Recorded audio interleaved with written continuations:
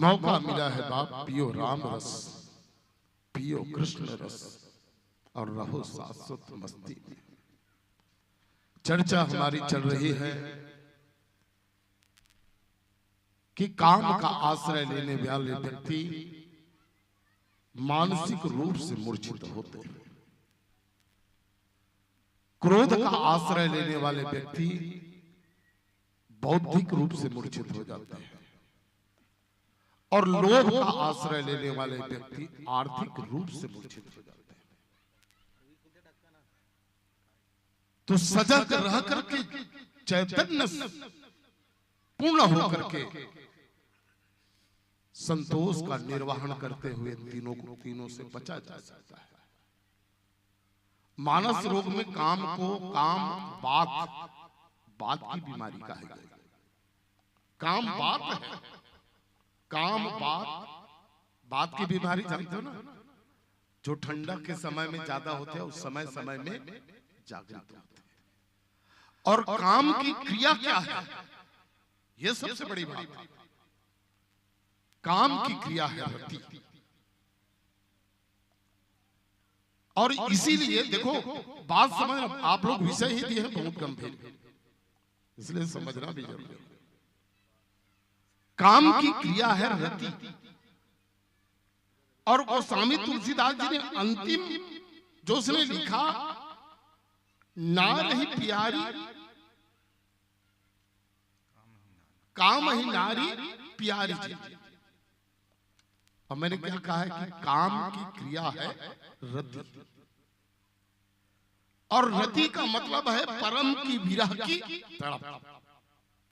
माने कामी व्यक्ति, काम ही नारी प्यारी जिने, कामी व्यक्ति को जिस प्रकार से नारी प्रिय होता है वैसे ही मुझको राम प्रिय। मैंने कहा कि काम की क्रिया रति है, और रति का मतलब है परम की विरह की तड़प। परम मिले या ना मिले, राम मिले या ना मिले बाप, लेकिन राम की विरह की तड़प को मिलना चाहिए। तो काम की क्रिया रति है, और लोभ की क्रिया व्यापूर्ति, स्वयं की पूर्ति, व्यापूर्ति। तो व्यापूर्ति अर्थात स्वयं की इच्छा पूर्ति, क्योंकि लोभ इच्छाओं का अनंत है, लोभ को कभी पूरा नहीं किया जा सकता। तो लोभ जब आए तो इस लोभ से बचे कैसे, तो संतोष कहा, लेकिन इसकी क्रिया क्या है, व्यापूर्ति, स्वयं की इच्छाओं का भरपूर हो जाना। लेकिन इससे बचे कैसे लोभ से, तो दान से बचा जा सकता है, सेवा भाव से बचा जा सकता है। अब क्रोध की क्रिया क्या है, किसी को मारना, किसी को पीटना है नहीं। लेकिन किसको मारे, भगवान राम का सारंग भी उठा है, किसके लिए, रावण के लिए। भगवान कृष्ण का सुदर्शन भी उठा है, किसके लिए, शिशुपाल के लिए। क्रोध आत्मरक, क्रोध को श्रृंगार कहा गया हिंदी साहित्य में, क्रोध श्रृंगार है। और क्रोध का उपयोग जब कोई हमारे अहम को, हमारे आत्मरक्षा के ऊपर कोई यदि प्रहार करता है, तब उस समय क्रोध का उपयोग हम अपने अहम को, अपने अस्तित्व को बचाने के लिए क्रोध को श्रृंगार करते हैं। तो ताप तीन अति प्रबल खल, काम क्रोध और लोभ, मुनि विज्ञान धाम मन, करे निमिष मह छो। अब कहा गया कि विज्ञान, मुनियों के मन भी पल भर मात्र में क्या हो जाते हैं, ये तीनों के प्रबलता के कारण बड़े बड़े नारद भव विरंचि सनकादिक जे मुनि नायक, आत्मवादी मोहन अंध किन्न कहि, और को जग काम न चावे। बड़े बड़े योगी और तपस्वी को भी काम ने अपने वशीभूत करके नचा दिया। आप हम सब की क्या कहना, बड़े बड़े योगियों को भी। और तब फिर मैं कहूं कि फिर आश्रय ले किसका, संतोष का। नहीं संतोष तो पुनि कछु कहिए, जने जिया रोस दुसा दुख उदित अगस्त पंत जल सोसा, जिमि लोभ है सो सही संतोष। संतोष का आश्रय है।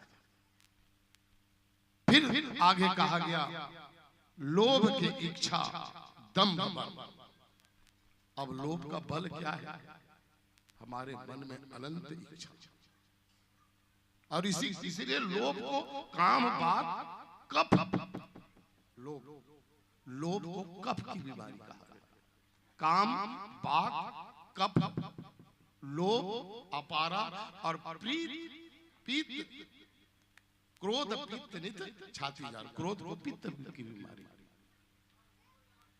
तो ये तीनों बीमारी जब लग जाए और वो अतिरेक हो जाए तो समझना सन्निपात की बीमारी लगने वाली है, मृत्यु की ओर हम जा रहे हैं। तो कहा गया कि लोभ की इच्छा दंभ बल, काम की केवल नारी। लोभ के बल का है हमारे जीवन के अनंत इच्छा। रामचरितमानस में आप सब लोग जानते हैं प्रताप भानु राजा। प्रताप भानु राजा को जब श्राप दिए ब्राह्मण लोग, तो उससे पहले प्रताप भानु की इच्छा देखो। कपटी मुनि के जाल में, नकली मुनि के जाल में जब प्रताप भानु फंस गए, तब उन्होंने क्या इच्छा जाहिर की? जरा मरण दुख रहित तनु समर जितै जन। इच्छाओं की प्रबलता, या तो वो प्रताप भानु जैसे महाप्रतापी राजा को क्या बना दिए? रावण बना दिया, राक्षस बना दिया। अनंत इच्छा जब हमारे जीवन में है, और लोभ का बल अर्थात हमारी इच्छाएं कामनाएं जब बढ़ती जाए। देखो आदि भगवान शंकराचार्य जी ने सूत्र दिया, अंगम गलितम फलितम मुंडम दसन विहीरम जातम तुंडम वृद्धो याति गृहत्वा दंडम तदर्पणा मुंचत्यासा पिंडम। 80 साल की नौकरी जब मनिहारी की दुकान में घिस इच्छा दे, मनिहारी वाले लोग कहे मनिहारी भैया आपके दुकान में अच्छा से दर्पण है क्या? बोला दिखाओ। मनिहारी वाले कहे दाई ये 20 रुपए के दर्पण देख, बड़ा सुंदर है। तो दर्पण देखे के बाद 80 साल के बुढ़िया डोकरी एक से औ बने ऊंचा वाला दर्पण नहीं है। मनिहारी वाला कहे दाई ये 60 रुपये वाला दर्पण है, एक बहुत सुंदर क्वालिटी है। 80 साल की वो डोकरी जब 60 रुपया के दर्पण ला देखी इसमें बारी, फिर मनिहारी वाले कहते अरे मनिहारी एक से अच्छा और दर्पण नहीं है तो दुकान में 100 रुपया के दर्पण निकाल। अब एक से ज्यादा कीमत के मोरकर नहीं है, और यही सबसे ऊंचा क्वालिटी है। 80 साल की वो बुढ़िया की तरफ जब हाथ फैले, ये 100 रुपए के दर्पण और 100 रुपए के दर्पण ला देखे के बाद 80 साल के डोकरी कहते कि बाबू हमारे जमाना में दर्पण बनते रहे। आज से 60 साल पहले जब मैं 20 साल के रहे हूं, वो समय में दर्पण बनत रही और आज के दर्पण में बड़ा फर्क लगता है। मनिहारी वाला कहते कैसे फर्क है दर्पण? अरे हमारे जमाना में दर्पण बने बाबू, जोन दर्पण में मोर 32 ठन दांत खीरा बीजा बस खिच खिच दिखे, गाल हा फुंडा फुंडा दिखे, बाल हा पूरा करिया करिया दिखे, शरीर में एकदम रौनक रहे चेहरा में। पर आज के दर्पण बने दर्पण बनाए नहीं आए, ये हाथ गाल में चप चप ले चिपका गए, सब चुनी मुड़ी मन फक फक ले पक्का हो गए, एक उठल दांत नहीं दिखा थे। ये आजकल के दर्पण बने दर्पण बना लिया। अब सोचो बाप, दर्पण बनाने वाले के दोष है कि दर्पण देखने वाले के दोष। हमारी इच्छाओं की अनंत श्रृंखला, जब इच्छाओं की अनंत प्रबल श्रृंखला जब बढ़ेगी, प्रताप भानु जैसे कि ना तो मुझको जरा हो ना मरण हो, जरा मरण दुख रहित तनु समर जितै जन, वो मोर कोई हरा न सके। ऐसे अनंत इच्छाओं की प्रबलता ही मनुष्य को क्या कर लेते हैं? राक्षस के रूप में, या फिर बीमारी की तरफ ले जाते हैं, मौत की तरफ ले जाते हैं। तो लोभ का बल क्या है? इच्छा। और नारी का बल माने काम का बल नारी का है। काम के बल नारी के रूप में कहा। आओ एक भजन के बाद पुनः फिर आगे की कथा सुने। बोलिए शंकर भगवान की जय।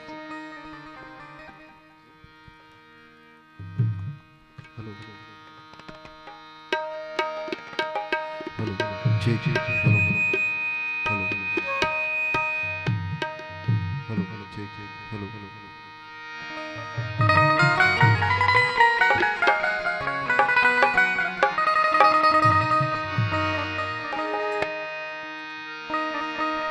बोल लक्ष्मी सिया रामचंद्र की जय।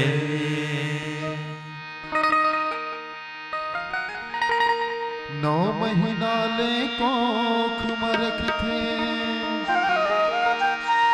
कत को जोखिम सही थे जी।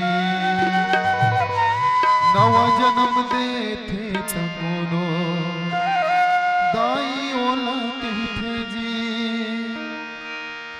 बाप के पद विद्वान बना थे, कत को अंगूठा छापला।